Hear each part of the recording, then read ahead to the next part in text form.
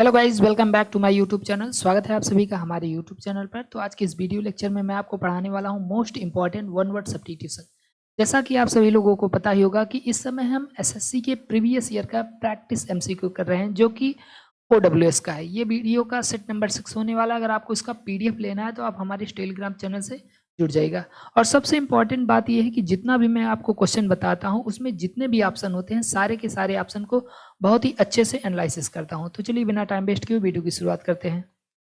पहला क्वेश्चन आपके सामने है, something which can not be understood, यानी कोई ऐसी चीज जिसे समझा नहीं जा सकता है या समझाया नहीं जा सकता, उसको हम क्या बोलेंगे। तो आपके पास चार ऑप्शन है। पहला है आपका इनफॉलिबल, दूसरा है आपका इलिजिबल, तीसरा है आपका इनएक्सप्लिकेबल और चौथा है आपका इनकम्प्रीहेंसिबल। तो बताइए इसका आंसर क्या होगा। तो जैसा कि आप सभी लोगों को पता ही होगा कि हम इस क्वेश्चन का आंसर बताने से पहले सारे के सारे ऑप्शन को एनालिसिस करते हैं। देखिए, इनफॉलिबल का मतलब क्या होता है। इनफॉलिबल का मतलब कोई ऐसा पर्सन जो कभी मिस्टेक नहीं कर सकता, गलती नहीं कर सकता, कभी फेल नहीं हो सकता है। और इलिजिबल का मतलब क्या होता है। इलिजिबल का मतलब कोई ऐसी हैंड राइटिंग जिसको हम बिल्कुल नहीं पढ़ सकते, उसको हम इलिजिबल बोलते हैं। और इनएक्सप्लिकेबल का मतलब क्या होता है। इनएक्सप्लिकेबल का मतलब होता है जिसको हम एक्सप्लेन नहीं कर सकते हैं।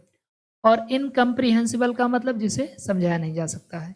तो इसका मीनिंग पहले हम अंग्रेजी में समझ लेते हैं। इनफॉलिबल का मतलब होता है one who can not make mistake, यानी जो ऐसा पर्सन जो मिस्टेक नहीं कर सकता, गलती नहीं कर सकता, उसको हम इनफॉलिबल बोलते हैं। और इलिजिबल का मतलब क्या होता है। Hand writing which is difficult और इम्पॉसिबल टू रीड, मतलब एक ऐसी हैंड राइटिंग जिसको पढ़ना एकदम कठिन होता है या असंभव ही होता है, उसको हम बोलते हैं इलिजिबल। और इनएक्सप्लिकेबल का मतलब क्या होता है। That can not be explain, जिसे एक्सप्लेन नहीं किया जा सकता। तो यहाँ से आप देख सकते हैं एक्सप्लिकेबल से। और इनकम्प्रीहेंसिबल का मतलब क्या होता है। That something that is difficult to understand, मतलब जिसे समझना बहुत कठिन होता है, उसको हम बोलते हैं इनकम्प्रीहेंसिबल।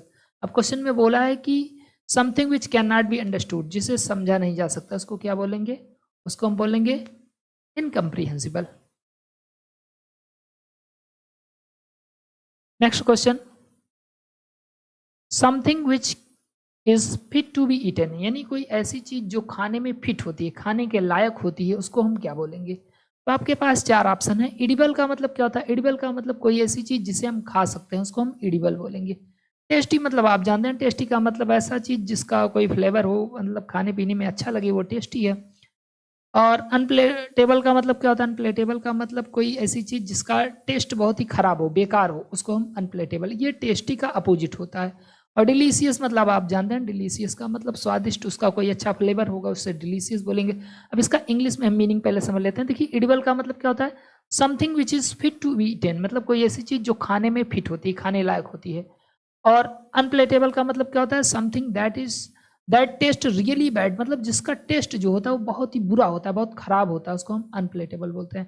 टेस्टी मतलब आप जानते हैं, हैविंग गुड फ्लेवर, मतलब जिसका एक अच्छा फ्लेवर होता है।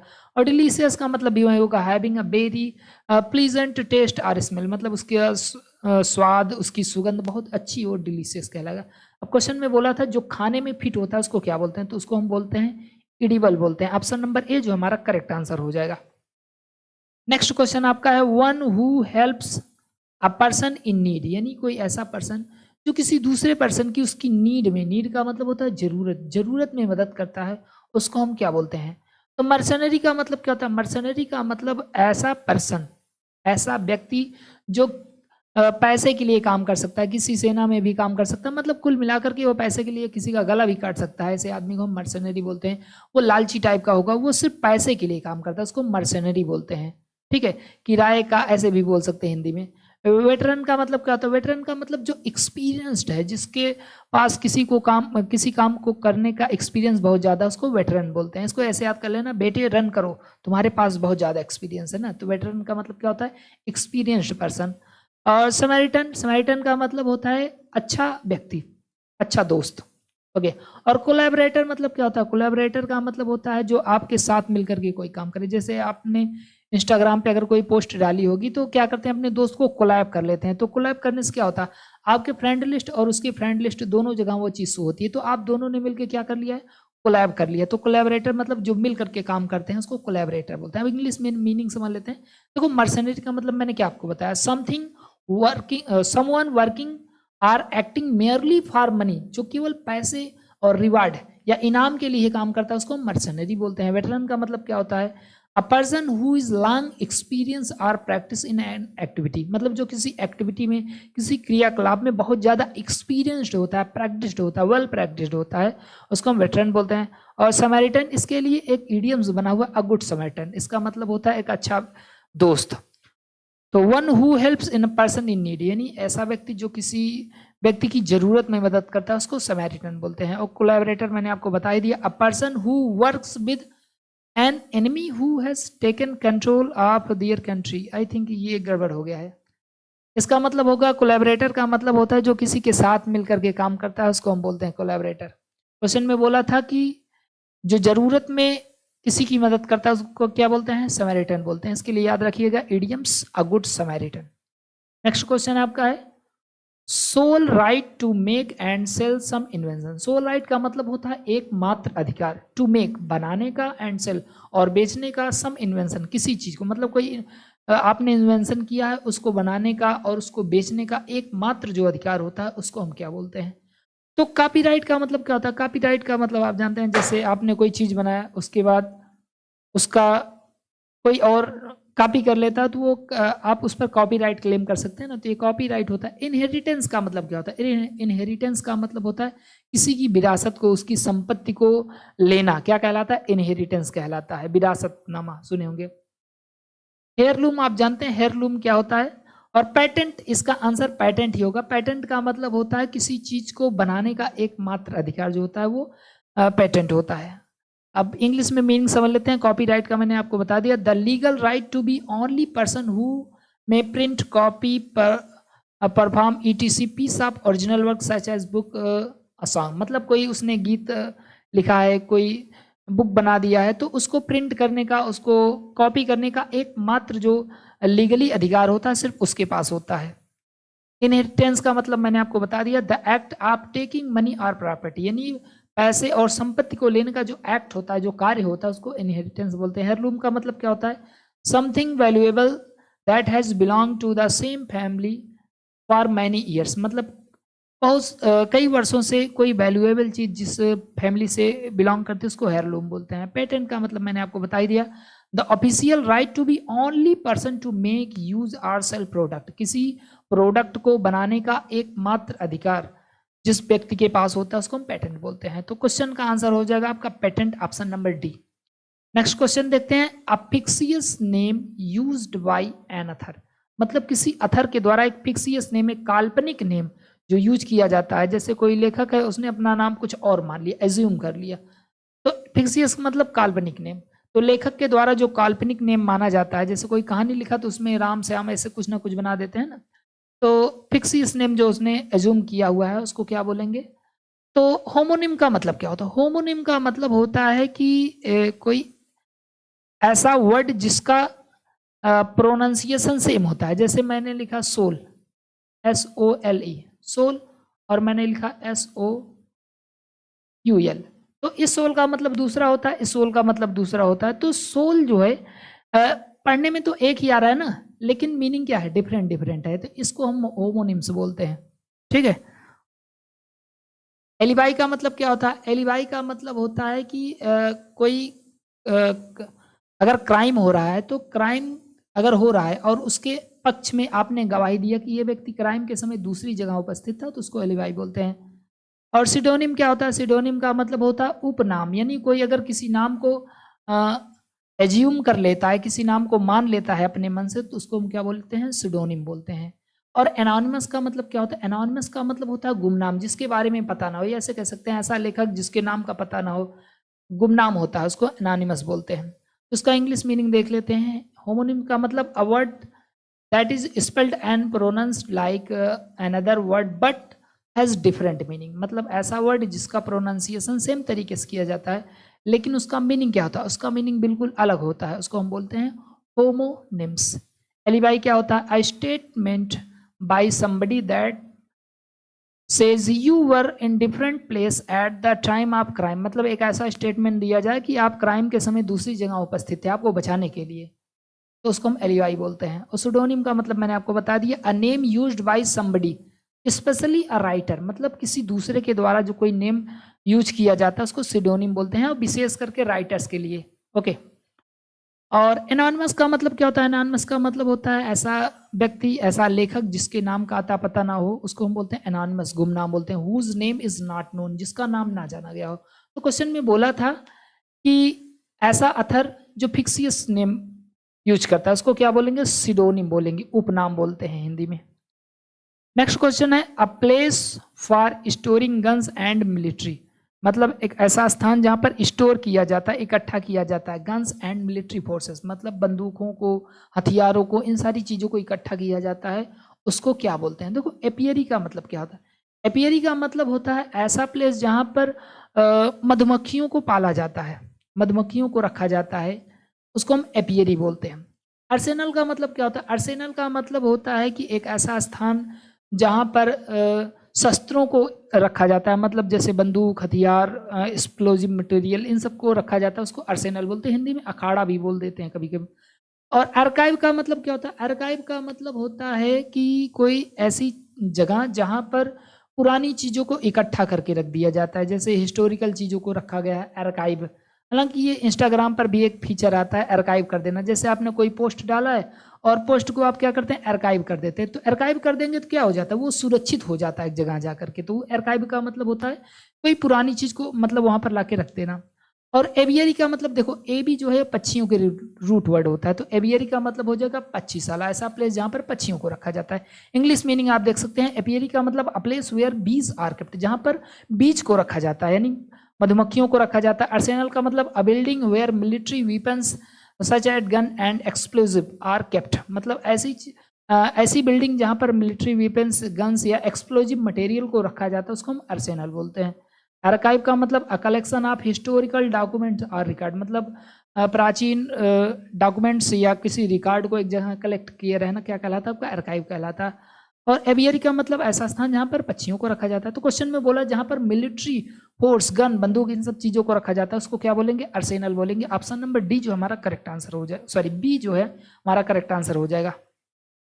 नेक्स्ट क्वेश्चन है one who is great lover of books, यानी एक ऐसा पर्सन जो किताबों का बहुत बड़ा प्रेमी है, उसको हम क्या बोलेंगे? तो आपका पहला ऑप्शन है बिब्लियोफाइल। बिब्लियोफाइल का मतलब क्या होता है? बिब्लियोफाइल का मतलब जो पुस्तक पढ़ने का बहुत बड़ा शौकीन होता है, बहुत बड़ा प्रेमी होता है। तो हालांकि क्वेश्चन का आंसर बिब्लियोफाइल ही हो जाएगा। बिब्लियोफाइल का मतलब होता है पुस्तक प्रेमी। ओके। और पेडोफाइल का मतलब क्या होता है? पेडोफाइल का मतलब होता है, ये भी मतलब थोड़ा एक ऐसा व्यक्ति जो बच्चों से प्रेम करता है, लेकिन ये प्रेम थोड़ा निगेटिव सेंस में करेगा। जब किसी बच्चे को देखेगा तो उसके अंदर वो सेक्सुअल डिजायर जागेगी, बच्चे के प्रति कामुकता का भाव जागेगा, उसे हम पेडोफाइल बोलते हैं। और जेनोफाइल क्या होता है? जेनो एक रूट वर्ड होता है विदेशियों के लिए, मतलब ऐसा पर्सन जिसको विदेशी व्यक्तियों से, विदेशी स्थानों से, विदेशी चीजों से उसको लगाव होता है, प्रेम होता है, उसको जेनोफाइल बोलते हैं। फाइल अगर जहां लगा रहेगा मतलब प्रेम, ठीक है। और हेमोफाइल का मतलब क्या होता है? हेमोफाइल का मतलब जिसको हेमोफीलिया वाला जो रोग हुआ है उसको हेमोफाइल बोलते हैं। तो इंग्लिश मीनिंग आप देख सकते हैं, बिब्लियोफाइल का मतलब लवर ऑफ बुक होता है। पेडोफाइल का मतलब a person who is sexually attracted to children, मतलब ऐसा पर्सन जो बच्चों के प्रति सेक्सुअली रूप से अट्रैक्ट हुआ है। जेनोफाइल का मतलब a person who is attracted to foreign people, place or custom, ऐसा आदमी जो विदेशी व्यक्तियों, स्थानों या उनके रीति रिवाजों से अट्रैक्ट होता है, उसको हम जेनोफाइल बोलते हैं। हेमोफाइल का मतलब a person who has haemophilia, जिसको हेमोफीलिया हुआ है उसको हेमोफाइल बोलेंगे। तो क्वेश्चन का आंसर आपका बिब्लियोफाइल हो जाएगा। ऑप्शन नंबर डी जो हमारा ये जो है हमारा करेक्ट आंसर हो जाएगा। नेक्स्ट क्वेश्चन है a place where fruit trees are grown, यानी एक ऐसा प्लेस जहां पर फ्रूट ट्री का मतलब फल वाले वृक्ष उगाए जाते हैं, उसको क्या बोलते हैं? तो गार्डन का मतलब क्या होता है? आप जानते हैं गार्डन का मतलब होता है बगीचा, सामान्य सी चीज है। जरूरी नहीं कि बगीचे में फल वाले ही पौधे हों ना, पेड़ हों, उसमें तो बहुत सारी चीजें हो सकती हैं, घर और भी आदमी बना सकता है, बहुत सारी चीजें हो सकती है। प्लांटेशन का क्या होता है? प्लांटेशन को हिंदी में बोलते हैं बागान, मतलब जब एक ही प्रकार की खेती जैसे बहुत बड़े इलाके में की जाती है, जैसे चाय ही चाय बो दी गई, काफी बो दी गई, तो उसको हम प्लांटेशन बोलते हैं, बागान बोलते हैं। ऑर्चर्ड का मतलब क्या होता है? ऑर्चर्ड का मतलब होता है ऐसा बगीचा जिसमें केवल फ्रूट ट्री उगाया जाता है, उसको हम ऑर्चर्ड बोलते हैं। तो इसको याद कर लेना, ऑर्चर्ड, अचार, अचार वाला पेड़ लगाया रहेगा, मतलब आम का पेड़ लगाया रहेगा।